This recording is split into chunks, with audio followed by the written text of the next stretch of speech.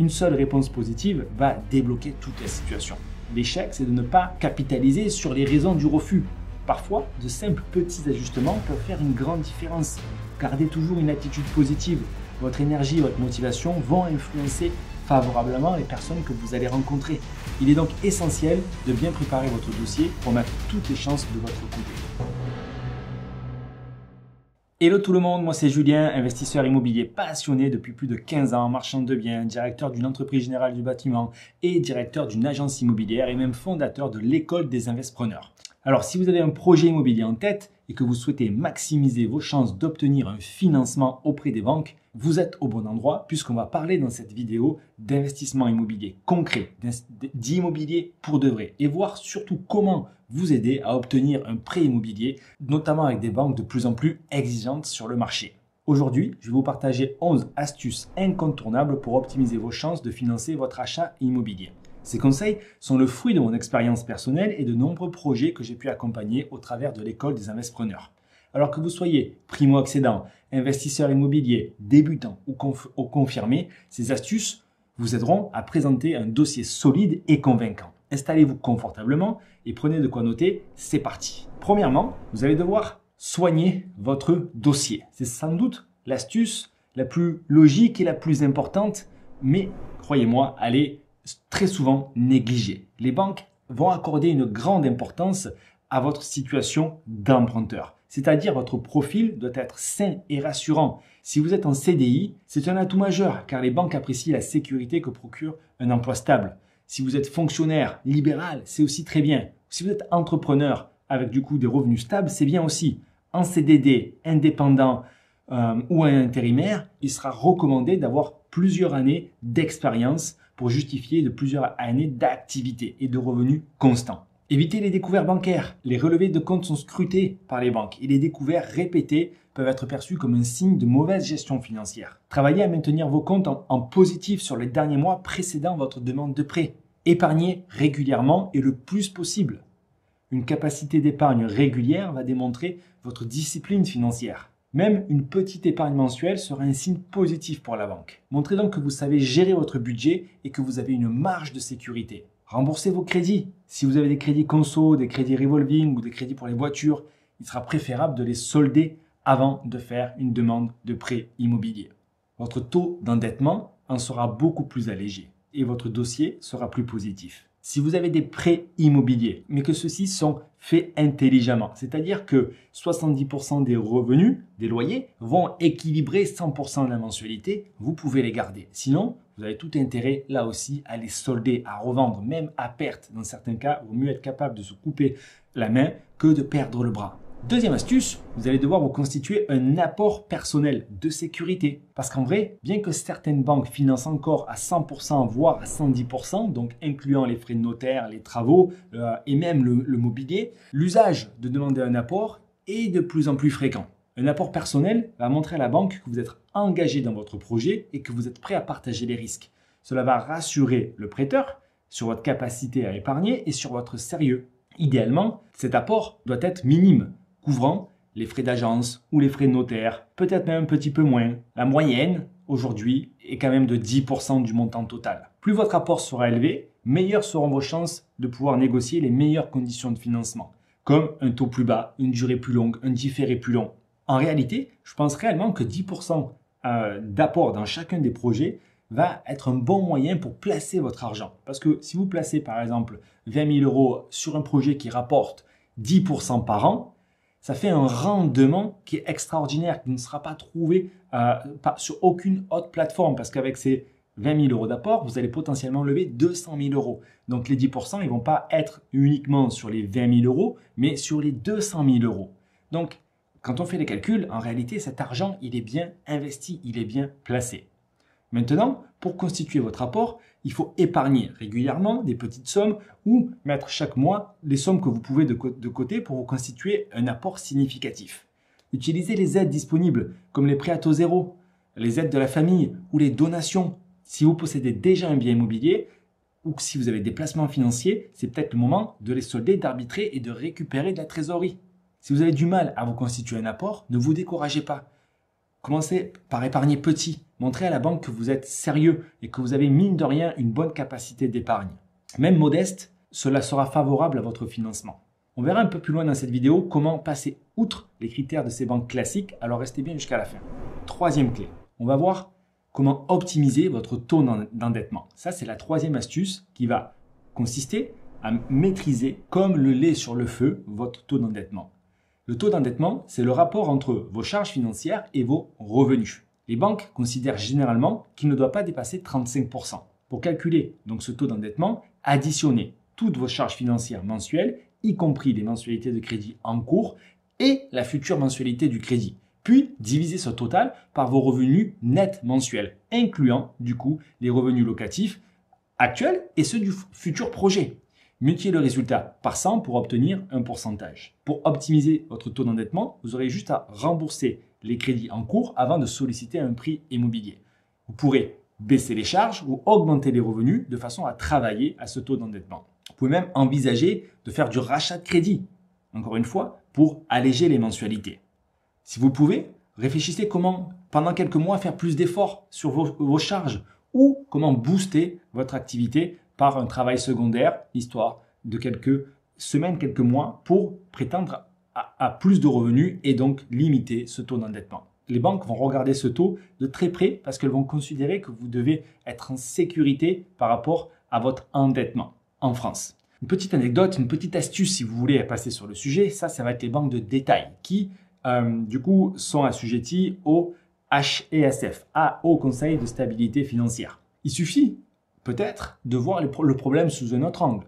Si vous travaillez avec des banques qui ne sont pas des banques de détail classiques, prenons par exemple des banques professionnelles, des banques privées, des banques d'affaires, ces deux dernières sont moins accessibles, mais les banques professionnelles sont accessibles avec une simple SCI. D'accord ? La SCI, elle peut être à l'IS ou à l'IR. Ça, il faut bien le comprendre.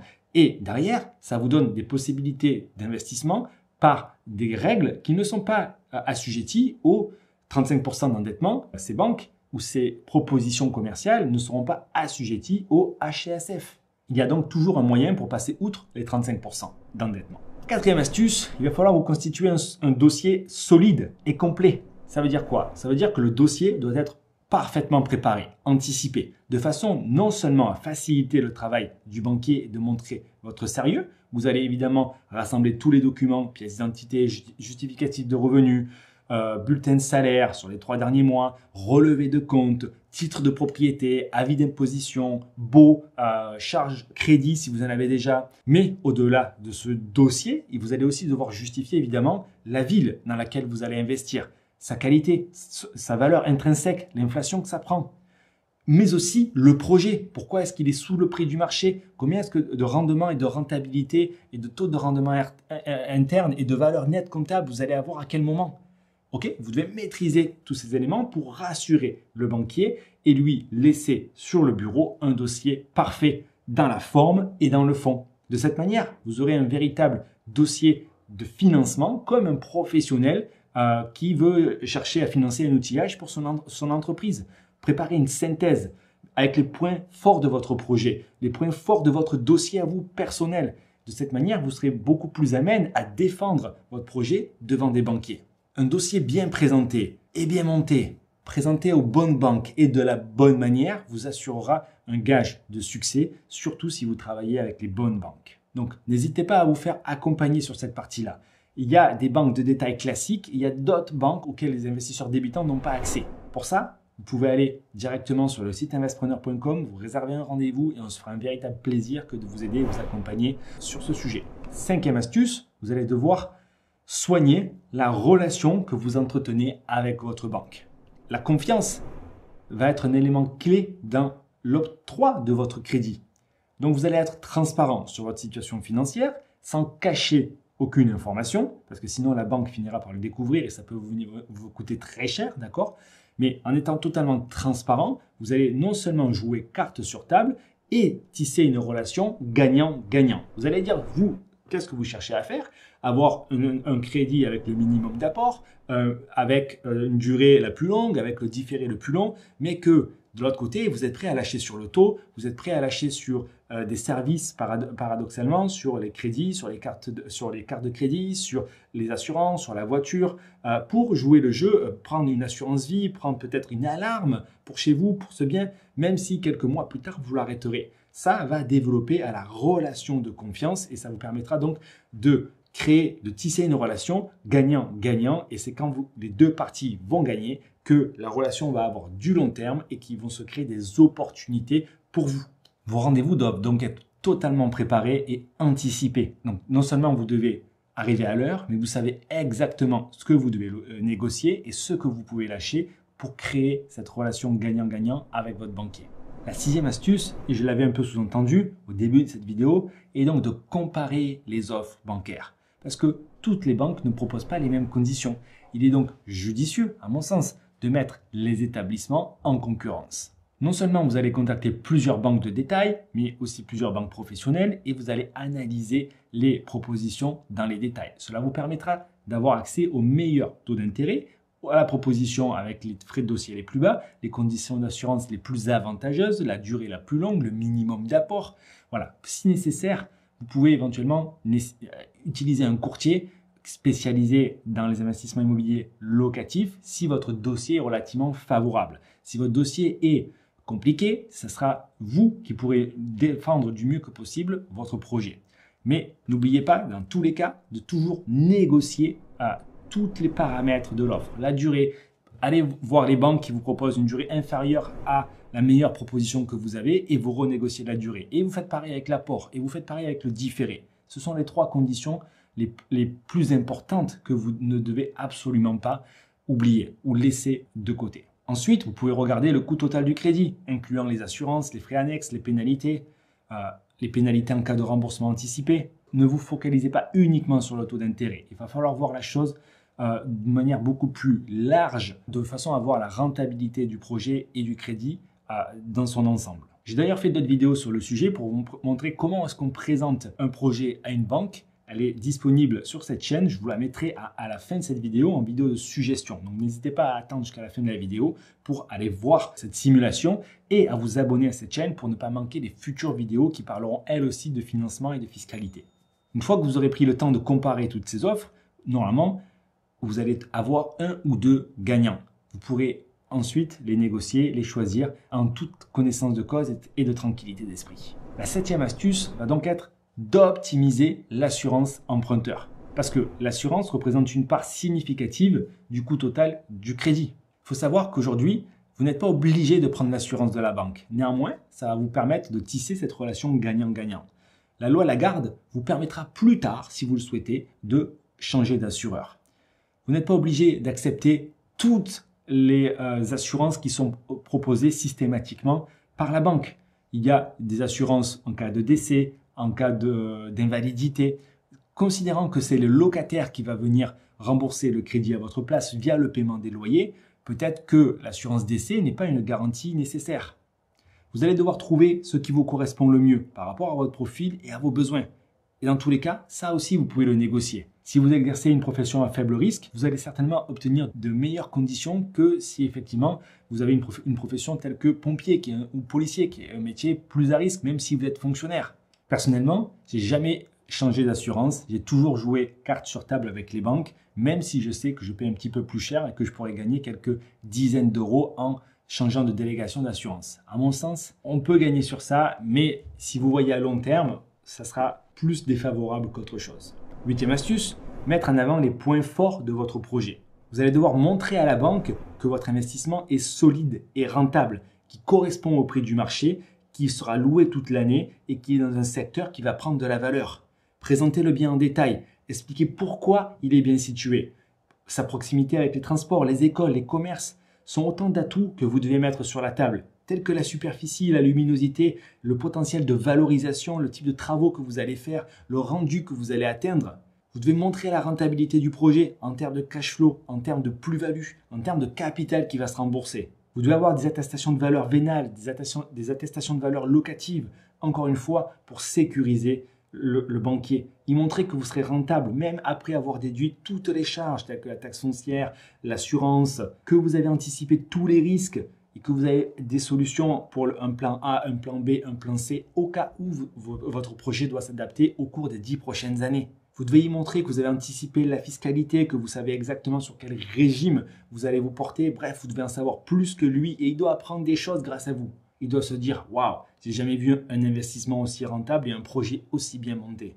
Vous devez donc voir votre projet comme l'ouverture d'un restaurant ou la création d'une boutique en ligne où vous cherchez du financement. Vous êtes un entrepreneur qui va chercher à lever des fonds. C'est la même chose, sauf que vous allez le faire à des conditions de particulier et non pas d'entreprise pour que ce soit plus favorable. Vous devez avoir une vision claire, nette et précise de là où vous devez aller et de ce que vous allez faire ensuite, de cet investissement, de l'argent qu'il va générer. Vous devez connaître les risques, les tenants et les aboutissants. Au plus vous inspirez confiance, au plus votre interlocuteur sera amène à vous suivre. C'est pas pour rien que depuis des années, on a très peu de refus bancaires au sein de l'école des investisseurs parce que tous les dossiers sont non seulement très carrés, mais ils sont aussi adaptés à des projets très rentables. Quand je dis refus bancaire, il peut avoir des refus, sauf que derrière, on va itérer, c'est-à-dire on va recommencer l'opération et au final, ça marche. Chaque projet va arriver dans un contexte différent. Chaque élève est propre avec son histoire et ses objectifs. C'est tout ça que vous devez mettre en avant pour le présenter de la meilleure manière que ce soit. La 9e astuce consiste à améliorer votre capacité d'épargne. Parce que les banques apprécient les emprunteurs qui savent épargner. Le nerf de la guerre pour avoir accès à votre financement va être votre épargne de sécurité. Donc au-delà de la réduction des charges qu'on a vu préalablement, il faut bien comprendre que si vous pouvez faire rentrer de l'argent de manière significative, comme par exemple un compte épargne entreprise qui peut être débloqué pour l'achat d'une résidence principale, pour un mariage, pour un enfant, ou l'arbitration d'un patrimoine existant que vous avez déjà, ça sera beaucoup plus vendeur qu'avoir un bien immobilier qui vous coûte de l'argent. C'est la même chose pour les actions ou la bourse, ou encore les placements financiers divers et variés, tels que Bitcoin, les ETF. Au plus, du coup, l'argent sera présent de manière sécurisée sur votre compte, au plus l'accès au financement sera facile. Cela fera une seule chose, renforcer la confiance de l'établissement prêteur. Avant-dernière astuce, donc la 10e, est, à mon sens, de vous faire accompagner par un professionnel. Que ce soit un courtier spécialisé dans les investissements immobiliers, encore un conseiller en gestion de patrimoine spécialisé dans le secteur, ou par exemple l'école des investisseurs, vous allez apprendre à monter un dossier, trouver le bon projet et le défendre de la bonne manière en face des bons interlocuteurs. Tout dépend de votre stratégie. Encore une fois, si vous voulez le meilleur projet, il faut apprendre à le faire par vous-même. Si vous voulez clé en main, on peut s'en occuper, mais la rentabilité sera différente. C'est la même chose pour le crédit. Soit vous le déléguez et vous allez perdre quelques points. Mais le but est d'avoir votre crédit. Okay ? Le courtier, s'il est spécialisé, aura certainement accès à un meilleur réseau que vous pour aller voir les banques qui vous suivront par rapport à votre situation et à vos objectifs. Évidemment, choisissez toujours le bon professionnel sans faire confiance ou sans prendre quelqu'un au hasard sur Google. Vérifiez sa réputation, ses compétences, clarifiez les modalités de rémunération, qu'il ne soit pas payé en avance, mais plutôt au service rendu, de façon à ce que vous preniez le minimum de risques. Cherchez des témoignages de personnes qui l'ont su aider. En ce qui nous concerne, vous savez que vous avez accès librement à tous les témoignages sur notre chaîne YouTube des personnes sur les projets qu'on a aidé à créer et qu'on a monté en clé en main pour eux. Allez les voir, ça vous donnera des idées de ce qu'il est possible de faire. Même si ce genre d'accompagnement représente un certain coût, l'aide d'un professionnel, que ce soit sur l'obtention du financement ou du projet dans sa globalité, vous permettra d'éviter des erreurs coûteuses et vous feront gagner du temps et de l'argent. La 11e et dernière astuce est d'être patient et d'être encore plus persévérant. Parce que l'obtention d'un financement peut prendre du temps. Vous allez rencontrer des épreuves, des refus, des obstacles. Ne vous découragez pas. Un refus de la part d'une banque ne signifie pas que votre projet est voué à l'échec. Ça veut simplement dire que ce n'est pas leur priorité pour le moment ou que vous ne répondez pas aux critères qu'ils recherchent. Analysez les raisons de ce refus. Comprenez pourquoi ça a bloqué. Apportez les ajustements nécessaires de façon à présenter votre dossier à d'autres établissements en répondant à ces problèmes que vous avez identifiés. Continuez d'améliorer votre dossier en profitant du temps d'attente entre les rendez-vous pour améliorer la situation. Baisser le taux d'endettement, augmenter vos revenus, actualiser les informations, avoir plus d'épargne de sécurité. Bref, restez ouvert aux conseils de ce qui vous est donné par les interlocuteurs qui vous disent non. On a connu des personnes qui ont fait 10, 15 demande de financement avant d'obtenir un oui. Vous avez seulement besoin d'une réponse positive. Nous venons ici de parcourir ensemble les 11 façons d'optimiser vos chances d'obtenir votre financement bancaire. J'espère que ces conseils vous aideront à présenter un dossier solide de façon à pouvoir convaincre les banques et à arriver à faire financer votre projet. Rappelez-vous que l'obtention d'un financement est une étape cruciale. Avec une bonne préparation, de la rigueur et de la persévérance, vous allez arriver à faire cet investissement immobilier. N'hésitez pas à vous entourer de professionnels. Formez-vous. Vous allez gagner du temps, éviter des erreurs. Vous mettrez toutes les chances de réussite de votre côté. Et si vous voulez aller plus vite et à l'essentiel plus facilement, n'hésitez pas à rejoindre l'école des Investpreneurs. Notre site internet est accessible directement à partir de la description. Vous allez comprendre les différents types de formations, d'accompagnement ou de programmes clés en main qu'on peut proposer. Et on sera ravis d'échanger en visio lorsque vous aurez pris un rendez-vous avec nous. C'était Julien Malingo. Je vous retrouve très vite dans une prochaine vidéo. Ciao, ciao.